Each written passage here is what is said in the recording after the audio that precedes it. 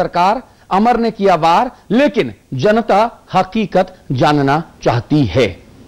चलिए, तो आज हम अमिताभ अग्निहोत्री जी हमारे मैनेजिंग एडिटर हैं, हमारे स्टूडियो में मौजूद हैं, उनसे हम बात करेंगे। इसके अलावा लक्ष्मीकांत वाजपेयी साहब हैं, आप बीजेपी प्रदेश अध्यक्ष हैं, आपसे हम लखनऊ में बात करेंगे। इसके अलावा मोहन सिंह साहब हमारे साथ जुड़ेंगे, स्वामी प्रसाद मौर्य होंगे और वरिष्ठ कांग्रेस नेता प्रमोद तिवारी होंगे। आप सभी लोगों से हम बारी बारी से बातचीत करेंगे। इसके अलावा हम कोशिश करेंगे कि राजेंद्र चौधरी जी, गोरखनाथ पांडेय जी और राम कुमार भार्गव, आप सभी से भी एक एक करके बातचीत की जा सके।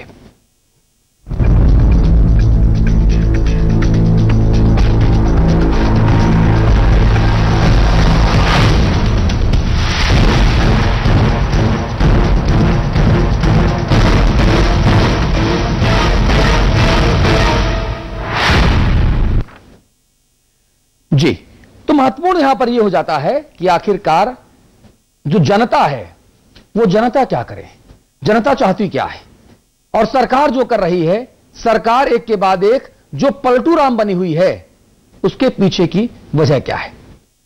तो जी हां जनाब, हमारे सरकार एक बार फिर पलटी मार गए हैं। साथ ही उन माननीय विधायकों के सपने भी चूर चूर हो गए हैं जिन्होंने सरकारी फंड से फेरारी के ख्वाब संजोने शुरू कर दिए थे। और एक बार फिर पलट गए सरकार, चूर चूर हो गए सपने।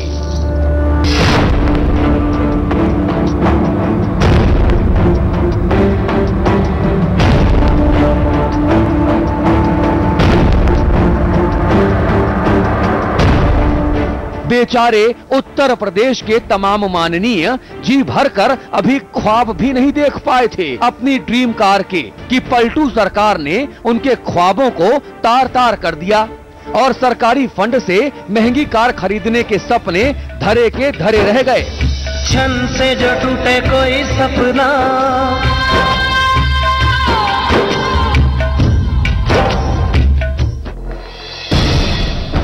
जी हां, सपने टूटने का दर्द भला कैसा होता है, ये उत्तर प्रदेश के माननीय विधायकों से बेहतर भला और कौन बता सकता है। कहां तो 20 लाख की फेरारी खरीदने का प्लान बनाया था, अब खटारा सवारी से ही गुजारा करना पड़ेगा। लेकिन कोई और भी है जो इस दर्द से बेहाल है, जो हैरान है, परेशान है, जिसे ख्वाब टूटने के साथ साथ जग हंसाई का भी दर्द है। और ये हैं उत्तर प्रदेश के माननीय युवा मुख्यमंत्री श्री अखिलेश यादव जी।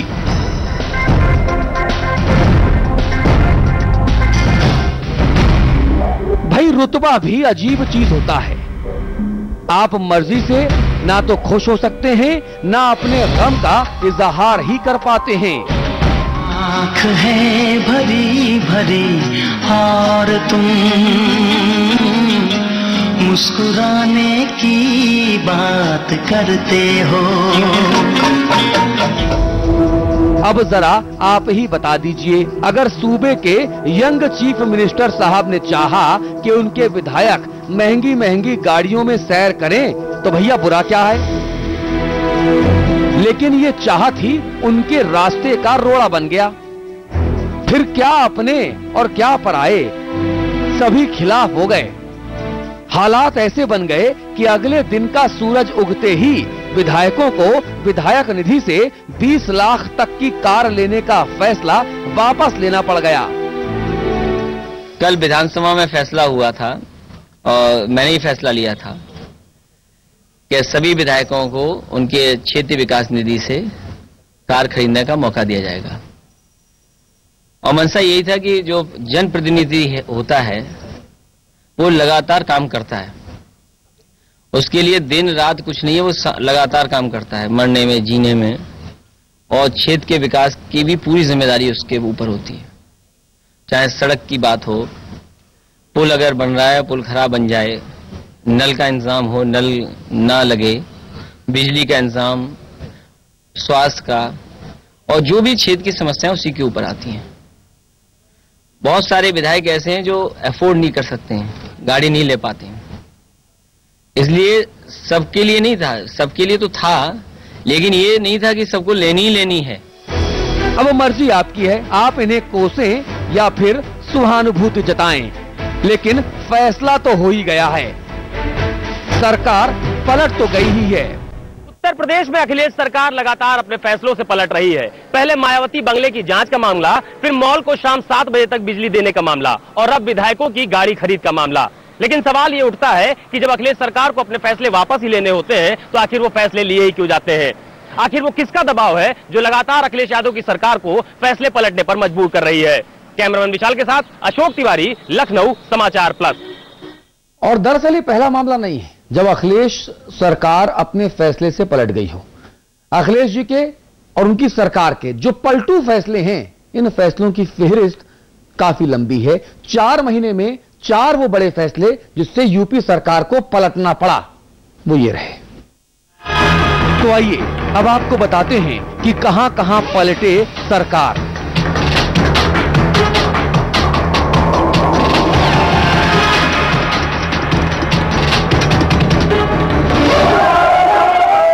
मायावती शासन को कोस कोस कर जब समाजवादी पार्टी की सरकार बनी तो एक के बाद एक धड़ाधड़ पुरानी सरकार की योजनाओं के नाम और स्थान बदलने शुरू हो गए। जनता तेल की धार पर नजर बनाए हुए थी। कुछ अच्छा होने के संकेत दिख भी रहे थे, लेकिन अचानक जाने क्या हुआ और अखिलेश यादव एक के बाद एक पलटू नीतियां अपनाने लगे।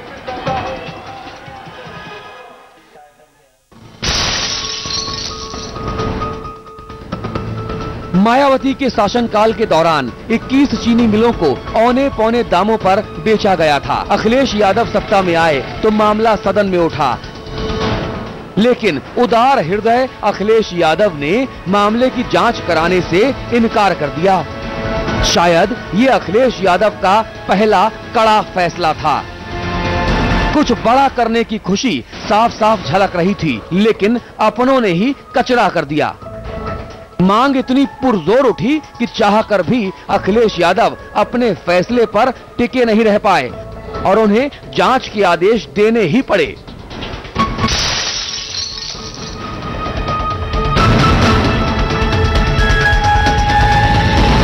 लखनऊ का मॉल एवेन्यू, जहां पूर्व मुख्यमंत्री और बहुजन समाज पार्टी सुप्रीमो मायावती रहती हैं, लेकिन मायावती के इस कथित 3 कमरों के बंगले की मरम्मत में ही करोड़ों रुपए खर्च हो गए। जांच की मांग उठी तो अखिलेश यादव ने एक बार फिर सियासी सूझबूझ की अद्भुत मिसाल पेश करते हुए जांच से इनकार कर दिया।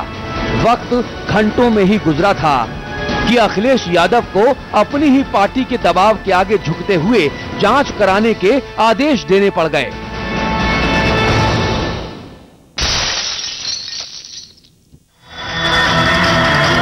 यूपी बिजली की समस्याओं से जूझ रहा था तो एयर कंडीशन्ड बंगले में रहने वाले अखिलेश यादव को एक नई तरकीब सूझी और दे डाला फरमान सूबे के सभी शॉपिंग मॉल्स पर शाम के 7 बजते बजते ताला लगाने का। क्या राजनीतिक दल, क्या व्यापारी और क्या आम जनता, इतना हंगामा हुआ, इतनी चिल्लपौ मची कि 20 घंटे भी बीत नहीं पाए थे और अखिलेश यादव को अपना ये वाला फैसला भी बदलना पड़ गया।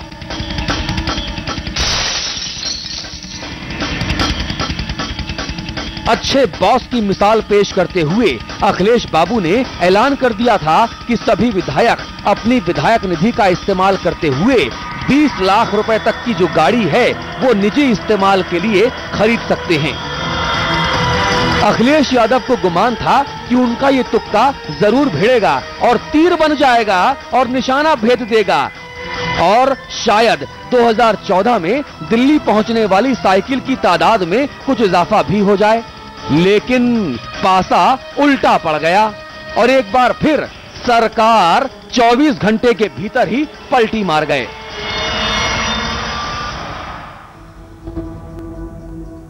सवाल ये कि सरकार पलट क्यों जाते हैं, इसका जवाब ढूंढना मुश्किल था, लेकिन किसी जमाने में खास चाचाओं की सूची में सबसे ऊपर रहे अमर सिंह चाचा ने इस खोज को आसान बना दिया।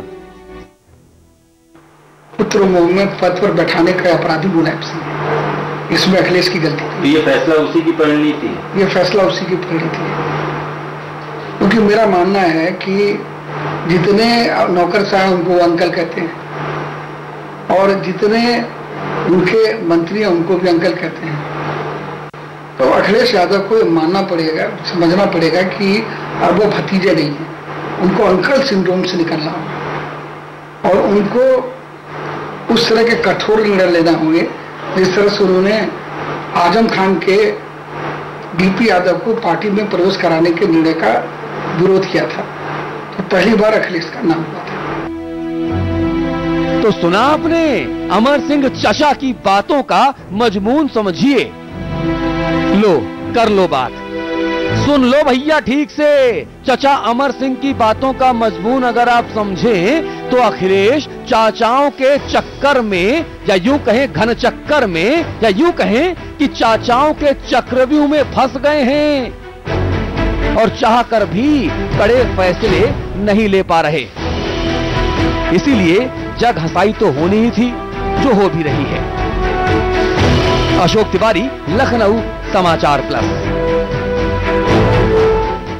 जी, तो 4 महीनों में 4 दफा ऐसा मौका आया है जब अखिलेश यादव की भद्द पिटी है। हम उन्हें लगातार शुभकामनाएं देते हैं। युवा मुख्यमंत्री हैं, नौजवान मुख्यमंत्री हैं, नौजवान नेता हैं, विदेशों में पढ़े हुए हैं और उत्तर प्रदेश को अगर उत्तम प्रदेश वो बनाते हैं तो इससे बेहतर कुछ नहीं हो सकता, क्योंकि बहुत लंबा राजनीतिक करियर है, बहुत लंबा जीवन है। लेकिन सवाल वही उठता है कि क्या कोई ऐसा है जो पर्दे के पीछे से काम कर रहा है और ऐसे उल जुलूल फैसले पहले लिवाए जाते हैं और बाद में कुछ घंटे के भीतर उन फैसलों से मुख्यमंत्री जी को पलटना पड़ता है। अमिताभ जी, मुझे समझ नहीं आता। देखिए अतुल, इसमें एक चीज जो मुझे सबसे ज्यादा चौंकाती है वो चौंकाती है, मैं जो अमर सिंह जी कह रहे थे अंकल सिंड्रोम, मैं उस बात से बहुत इत्तेफाक नहीं रखता, क्योंकि मैं मानता हूं कि पार्टी और सरकार इसके कस्टोडियन मुलायम सिंह यादव हैं अभी। हाँ। और मैं ये भी नहीं स्वीकार सकता कि मुलायम सिंह जी के संज्ञान के बिना सरकार कोई बड़ा फैसला ले सकती है, ये मैं नहीं मान सकता। ठीक है। और जितने अंकल हैं उन सबके नेता मुलायम सिंह यादव रहे, आज से नहीं कई दशकों से। ठीक है। अभी सपा में ऐसा कोई व्यक्ति नहीं जो ये कहे कि मैं मुलायम सिंह से बड़ा नेता, कोई नहीं, ना आजम खान, ना शिवपाल, ना कोई। तो मुलायम सिंह जब खुद सक्रिय हैं तब ये सरकार अस्त व्यस्त हतप्रभ क्यों दिख रही है? आपने 4 उदाहरण गिनाए, मैं उसमें 4 उदाहरण और जोड़ देता हूं। अखिलेश यादव ने कहा कि जनता दरबार लगाऊंगा, जुम्मा 2 बार लगा, फिर बोले जनता दरबार नहीं लगेगा। आईएएस अधिकारियों के ट्रांसफर बोले एक ही बार में हो जाएंगे, 15 दिन में ट्रांसफर का काम खत्म, फिर सरकार पटरी पर दौड़ेगी। आईएएस अधिकारियों के ट्रांसफर तो छोड़िए, नोएडा अथॉरिटी में सीईओ की नियुक्ति 2.5 महीने बाद हो पाई और लगातार लिस्ट जो है वो बदलती रही। ठीक है। तीसरा उदाहरण देता हूं, अखिलेश जी जब कालिदास मार्ग पर मुख्यमंत्री निवास में प्रवेश किए तो उस गृह प्रवेश में इस बात का बहुत ढिंडोरा पीटा गया कि अब पूरा रास्ता आम लोगों के लिए खोल दिया गया, मुख्यमंत्री निवास समेत। ठीक है। वो निवास भी सील हो गया, बंद हो गया सुरक्षा कवच के भीतर, और वो रास्ता भी पुलिस ने बंद कर दिया। ठीक है। पुनः मूषको भव। चौथी, विधानसभा से धरना प्रदर्शन दूर किया जाए, मायावती ने ऐसी व्यवस्था की, उसकी आलोचना हुई। अखिलेश जी आए, उन्होंने कहा नहीं, विधानसभा के बिल्कुल बगल में धरना प्रदर्शन की अनुमति देंगे, क्योंकि हम लोकतांत्रिक सरकार चाहते हैं। ठीक है। अभी 3 रोज पहले विधानसभा के पास धरना देने वालों को पुलिस ने लाठी मार मार के अधभरा कर दिया। सरकार ने कहा कि यहां धरना नहीं हो सकता जी। तो फैसले लगातार पलटे जा रहे हैं और मैं हैरान हूं इस बात को लेकर कि मुलायम सिंह यादव क्या कर रहे हैं जी। अखिलेश यादव के साथ तो समझ में आता है पॉलिटिकल अनुभव कम हो सकता है, हालांकि वो भी 3 बार सांसद रहे हैं और अखिलेश के डीएनए में राजनीति है अतुल। वो बड़े हुए जब गांव में तो उन्होंने अपने पूरे परिवार में राजनीति देखी है, घुट्टी में मिली है उनको राजनीति। ठीक है। उसके बाद भी ऐसी गफलत। ठीक है, ये बड़ा सवाल वाली बात, ये बड़ा सवाल है। उसके बाद भी ऐसी गफलत कि मुख्यमंत्री जी को सामने आकर ये गफलतों का जिम्मा लेना पड़े, ये वाकई बहुत बहुत चौंकाने वाली स्थिति है और ये स्थिति बहुत सुखद नहीं है। लक्ष्मीकांत वाजपेयी जी मौजूद हैं, आप भारतीय जनता पार्टी के यूपी प्रदेश अध्यक्ष हैं। वाजपेयी जी, स्वागत है आपका समाचार प्लस पर। मुझे यह बताइए, इन गफलतों का जिम्मा किसके सर फोड़ा जाए?